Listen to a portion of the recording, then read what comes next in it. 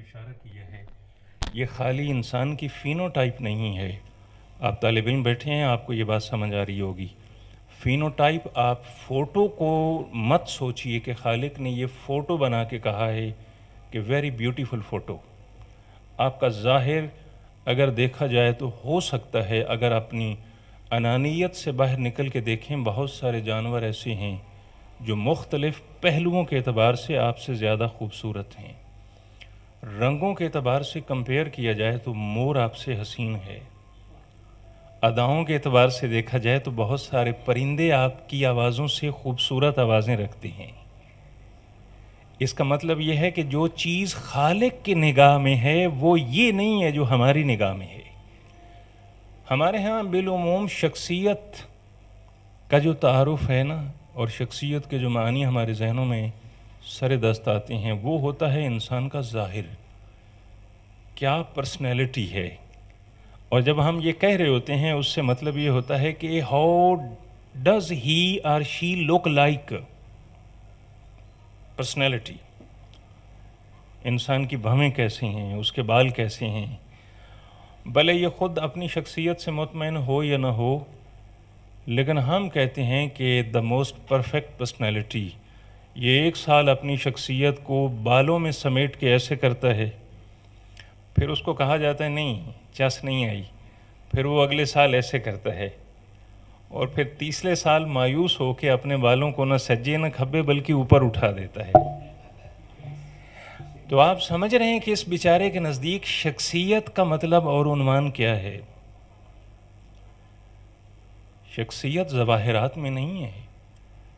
میں بچوں سے عام طور پہ یہ بات کہا کرتا ہوں, اور آپ ویسا مخاطب نہیں ہیں جیسے میرے اسٹوڈنٹ.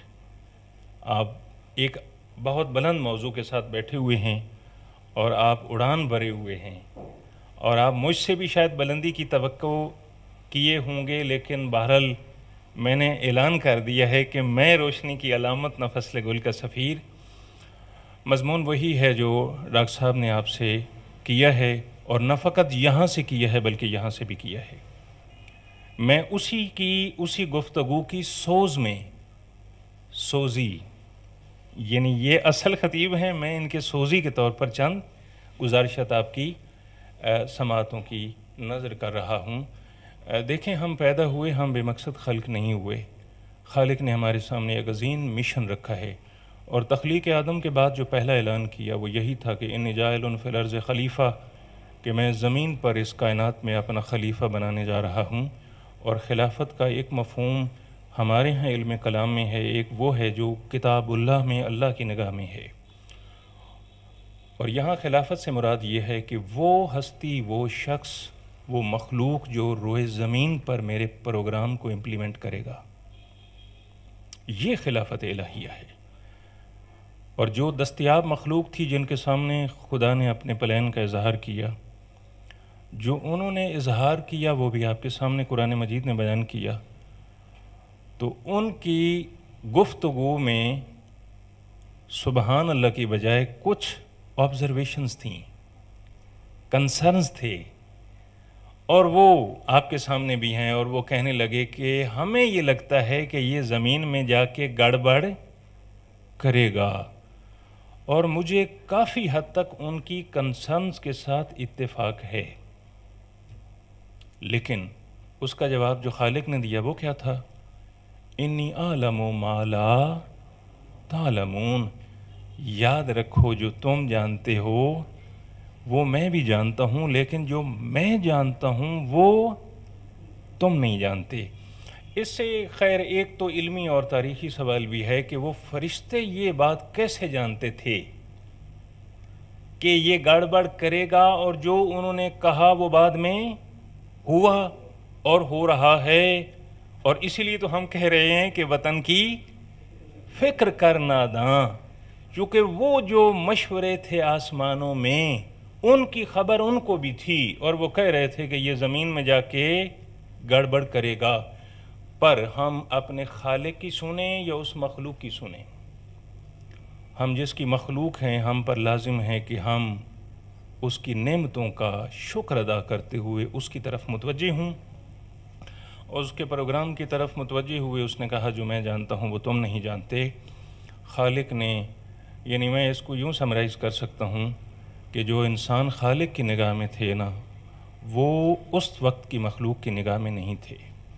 اور جا بجا بعد میں اس کے اظہارات، آپ نے بھی جن کو تاریخ بشریت سے واقفیت ہے اور اینتھروپولوجی کے علوم کو جانتے ہیں اور زمین کی تہوں کے اندر دفن تاریخوں کے ذریعے سے اپنے گزرے ہوئے ماضی کے اسباق اور معلومات کو آپ سامنے رکھتے ہیں، گرچہ یہ برحق ہے کہ اسکندر چنگیز کے ہاتھوں سے جہاں میں 100 بار ہوئی حضرت انسان کی کباہ چاک، لیکن ساتھ مجھے ایک چھوٹا سا واقعہ یاد آ رہا ہے کہ جب شب ہجرت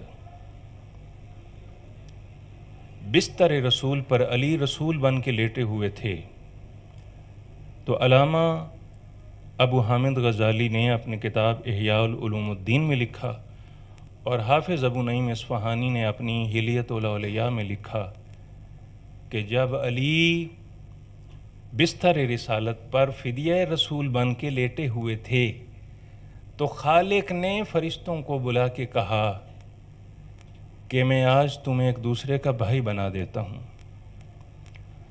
یہ اس اخوت کے رشتوں سے پہلے واقف نہیں تھے. تو ملائکہ متعجب ہوئے تو سوال کرنے لگے کہ پروردگار، جو آپ کی مرضی، سر تسلیم خم ہے جو مزاج یار میں آئے، لیکن ہمیں یہ تو بتا جائے کہ اس تقاضے، اس اخوت کے تقاضے کیا ہیں. تو خالق نے ان تقاضوں میں سے ایک چھوٹا تقاضا ان کے سامنے رکھا اور وہ یہ تھا کہ تمہیں اپنی عمر کا ایک چھوٹا حصہ اپنے دوسرے بھائی کو دینا ہوگا. یعنی قربانی، یعنی اپنے آپ کو قربان کرنا ہے. دوسرے پوری عمر نہیں دینی، اپنے بھائی کا فدیہ نہیں بننا، صرف عمر کا ایک مختصر حصہ اپنے دوسرے بھائی کو دینا ہے. اور with the result being mathematically کہ ان کی عمر تھوڑی شارٹ ہو جائے گی اور ان کی عمر میں اتنا اضافہ ہو جائے گا. تو یہ تھوڑے اس پر متوشش ہوئے، تشویش میں مبتلا ہوئے کہ ہاؤ اٹ کمز، کہ بھائی عمر بھی کوئی دینے والی چیز ہے. تو خالق نے ان سے کہا وہ دیکھو زمین کی طرف. تم ہی تو کہتے تھے نا کہ یہ زمین میں فساد کرے گا، اور میں جانتا ہوں جو تم نہیں جانتے تھے. اب جو نہیں جانتے تھے اس کو زمین پر دیکھو کہ ایک بھائی ہے جس نے اپنی عمر کا ایک حصہ نہیں بلکہ اپنی پوری عمر کو اپنے دوسرے بھائی پر قربان کر دیا ہے. دوسرا واقعہ، امام جعفر صادق علیہ الصلوۃ والسلام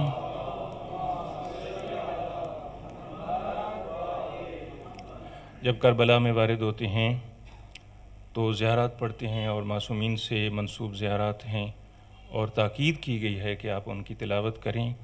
وہ خالی ثواب کے لیے نہیں، وہ انسان کی شعوری تربیت کا ایک عنوان ہے. زیارتوں کے مختلف جملے آپ ملاحظہ کرتے ہیں، یعنی قربان جائیں ان پر جو ان پر قربان ہوئے.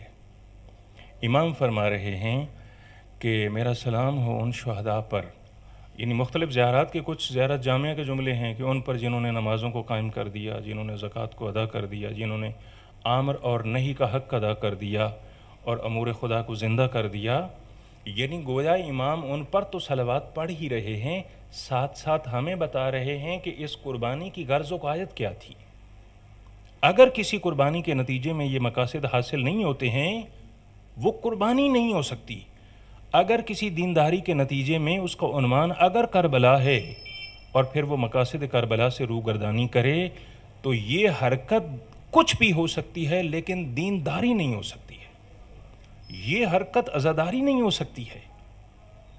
لہذا ہر تحرک کے پیچھے، ہر عمل کے پیچھے، ہر سخن کے پیچھے، ہر حرکت کے پیچھے اگر وہ غرض و غایت اور اس کا فلسفہ کار فرمانا ہو تو پھر یہ بیکار ہے، یہ بیہودہ ہے.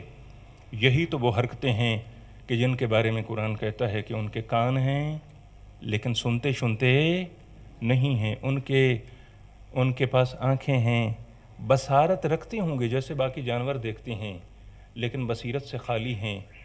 ان کے پاس شعور ہو سکتا ہے، ان کے پاس عقل ہو سکتی ہے، لیکن بصیرتوں سے خالی یہ عقل تو شاید جانوروں کے پاس بھی ہو۔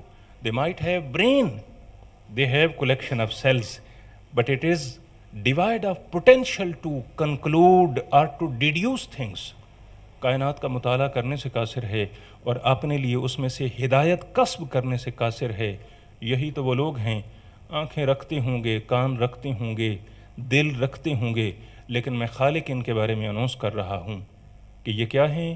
سمن بکمن امیون۔ اور یہ وہ اس منزل پہ پہنچ چکے ہیں کہ اب یہ پلٹ کے آنے والے بھی نہیں ہیں، بلکہ خالق ان کے بارے میں اعلان کر رہا ہے اولئک کالانعام۔ یہ اپنی شخصیتوں پہ نازا، یہ اپنے فوٹو پہ نازا، یہ اپنے 3 پیس پہ نازا، انسان اپنے سٹیٹس پہ نازا۔ میں کہہ رہا ہوں اگر یہ میرے مقاصد سے ہم کنار نہیں ہے تو یہ بیچارہ کیا ہے؟ اولئک کالانعام، یہ ایسا ہے جیسے ڈھور ڈنگر ہوتے ہیں۔ اولئک کالانعام، یہ تو چوپاؤں کی مانند ہے۔ بلکہ خالق نے یہیں پہ بس نہیں کی، آگے بڑھ کے کہا بل ہم اضل، بلکہ یہ ان سے بھی گئے گزرے ہیں۔ بھائی تم اپنا ڈیزائن بھی تو دیکھو، تم اپنا قوام بھی تو دیکھو، تم اپنی تخلیق پہ نگاہ کرو، تم اپنے سافٹ ویئر پہ نگاہ کرو، جس کی بنیاد پہ میں نے یہ کہا تھا کہ خلقنا الانسان من نطفۃ امشاج نبتلیہ وجعلناہ سمیعا بصیرا، اور میں نے تو اس کو جاننے بوجھنے والا بنایا ہے، اور یہ کیا سے کیا ہو گیا دیکھتے دیکھتے۔ پھر کہا، پھر ثم رددناہ اسفل سافلین، پھر اس کو ہم نے وہاں ڈکلیئر کیا، ہم نے پہنچایا نہیں ہے، ہم نے ڈکلیئر کیا کہ یہ بدترین حالت میں پہنچا خود، حالانکہ ہم نے اس کو ہدایت دے دی تھی، اس کو راستے دکھا دیے تھے، اِنَّ ہُدَيْنَهُ السَّبِيلَ اِمَّا شَاكِرًا وَإِمَّا كَفُورًا۔ اب اس کی مرضی ہے، چاہے ہدایت لینے والا بنے، مومن بنے، اور چاہے اپنے اختیار کو استعمال کرتے ہوئے خدا کے پلان سے روگردانی کرے اور پھر ذلت میں جا کے ڈوبے۔ دس is absolutely his or Hare choice, یہ اس کے اوپر ہماری طرف سے کوئی جبر نہیں ہے، یہ آپ کا متفقہ فیصلہ ہے، اور آپ کے دین نے آپ کو بتایا ہے کہ لا جبرن ولا تفویضن بل امر بین الامرین، نہ آپ مجبور ماض ہیں، نہ آپ اس کائنات کی امور کے اندر تمام معاملات آپ کے پاس ہیں، بلکہ حقیقت یہ ہے کہ بل امر بین الامرین، اتنا متوازن عقیدہ اور نظریہ آپ کی فکر نے آپ کو دیا ہے کہ جو آپ کی فطرت سے ہم آہنگ ہے۔ یہ چند گزارشات ابتدائیہ کے طور پر جو موضوع قبلہ نے مجھے دیا ہے، سچی بات یہ ہے کہ غالباً کل اس وقت مجھے پتہ چلا، اور میں جتنا بھی ہم کوشش کریں عنوان بکھرا ہوا ہے، اس کو سمیٹنا بہت مشکل ہے، اور وطن کی فکر کر ناداں مصیبت آنے والی ہے۔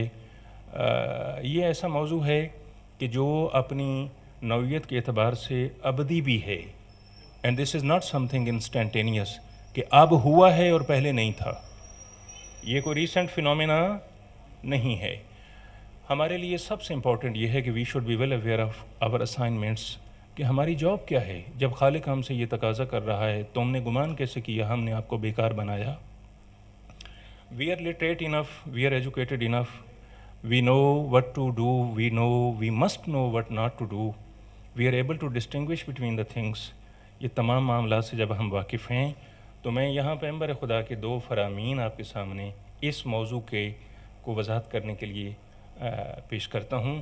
ایک میں پیغمبر خدا یہ فرماتے ہیں کہ کونوا عالما بزمانک لیس تہجم علیہ اللوابس، اے نوجوانوں، اور ظاہر دین کا مخاطب وہی آدمی ہے جو باشعور ہے، دین کا مخاطب وہی آدمی ہے جو سمجھتا ہے، متوجہ ہے، اور آپ سننے کے لیے آئے، آپ مسجد میں تشریف لائے، اللہ کے گھر میں آئے، اور اس عنوان کو درک کرنے کے لیے اپنا درد دل لے کے آئے۔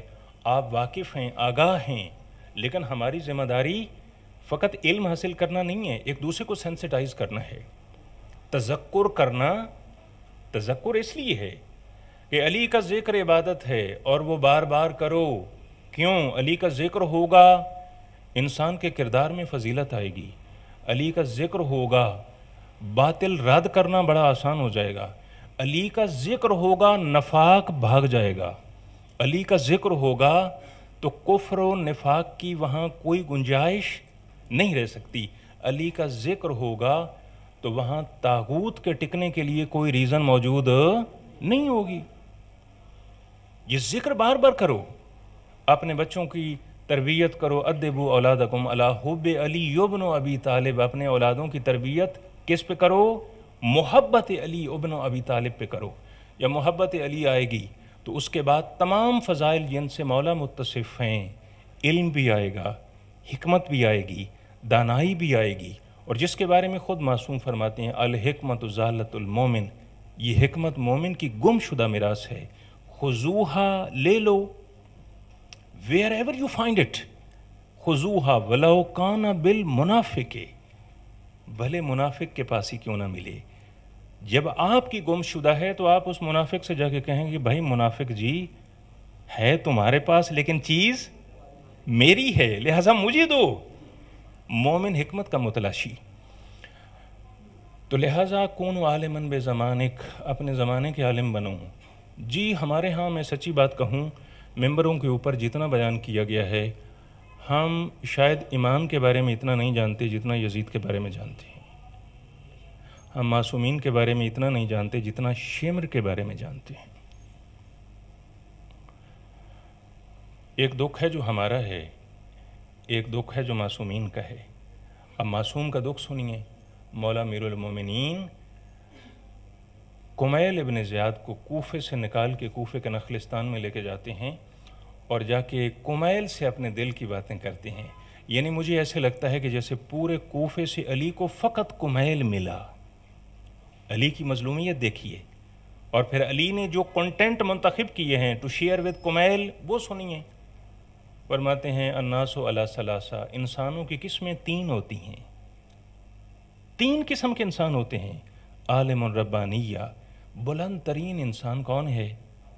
عالم ربانی، وہ عالم جو مخلوق خدا کو اللہ کی طرف بلائے۔ عالم ربانی، ہر عالم عالم ربانی نہیں ہوتا۔ مولا امیر المومنین کا ایک پورا خطبہ ہے علماء اور علماء سو کے بارے میں، کتنے ہی ہیں جن کے غلط فیصلوں سے مخلوق خدا کا خون ناحق ہوا، اور ان کے غلط فیصلوں کی وجہ سے خون ناحق چیخ کے کہہ رہے ہیں کہ اس نے ظلم کیا ہے۔ یہ جگہ جگہ سے باندھ باندھ کی باتیں اکٹھی کرتے ہیں اور اپنی تقریر بناتے ہیں، یعنی چٹکلے اکٹھے کرتے ہیں، اور لوگوں نے اس کا نام عالم رکھ دیا ہے، حالانکہ یہ جاہل ہے۔ لوگ کہتے ہیں عالم ہے، لیکن علی کہہ رہا ہے جاہل ہے۔ علماء شناسی اٹسیلف ایک بہت بڑا سبجیکٹ ہے جو آپ سے متعلق ہے۔ نہ ہر کے سر نہ تراشد کلندری داند، ہر وہ شخص جو لیٹیں رکھ لے وہ کلندر نہیں ہوتا، ہر شخص جو پگڑی رکھ لے عالم نہیں ہو سکتا، ہر شخص جو 3 پیس میں آ جائے پروفیسر نہیں ہو سکتا ہے، ہر شخص جو انگریزی میں گفتگو کر لے وہ پروفیسر نہیں ہو سکتا ہے۔ پروفیسر ظواہرات کا نام نہیں ہے، عالم ہونا ظواہرات کا نام نہیں ہے۔ شخصیت کھوپڑی کے اندر ہوتی ہے لیکن ہمارا سارا زور کھوپڑی کے باہر۔ شخصیت تعمیر کرو یعنی جیل اچھی منتخب کرو، یعنی شیمپو یہ والا اور وغیرہ وغیرہ، آپ سمجھ گئے ہیں۔ یہ سارا خرچہ کھوپڑی سے باہر ہے، اور جتنی انویسٹمنٹ ہم نے کرنی تھی that basically pertain to inside, ٹھیک ہے، اور ان سائڈ ہم نے خالی رکھا ہوا ہے۔ کون عالماً بے زمانک، ہمیں پتہ ہے بنو عباس نے کیا کیا، ہمیں پتہ ہے بنو امیہ نے کیا کیا، but I am not going to be held accountable for what Harun or Rashid have been doing. I am to be questioned about what I have done.